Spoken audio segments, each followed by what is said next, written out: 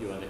Yeah, this is a non-fiction book I've written, the only non-fiction book actually, Punk Publishing. So myself and my co-author David Wake, we wanted to put out a guide to doing this so that you could just go through this book, and at the end of it you would have an e-book, you would have a paperback book if you want to do that as well, and you'd be distributed globally.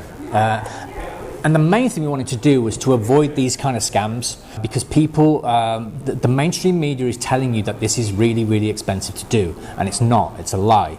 It's free, mostly. So the idea behind Punk Publishing... It takes time. Yeah, it takes time. Not money. The idea behind Punk Publishing was that it was kind of a bit like being in a punk band. You learn 3 chords and you've got a band, and that's it.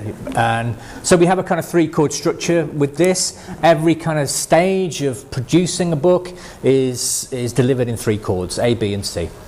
And it's all free, and we take you from using Word as your template to produce a paperback book, and how you can, at the click of a button, and it's so easy and it takes 5 minutes to do, to turn that Word document into an e-book, and you're on Amazon, and then you're distributed globally. Or you go through a company called Draft 2 Digital, the numeral 2, Draft 2 Digital, and you upload your Word document, and it turns it into an e-book for you, and then says, do you want to distribute it to Apple iBooks and Barnes & Noble and all of these other global bookstores, and then creates basically something different. That's to make your paperback copy of that.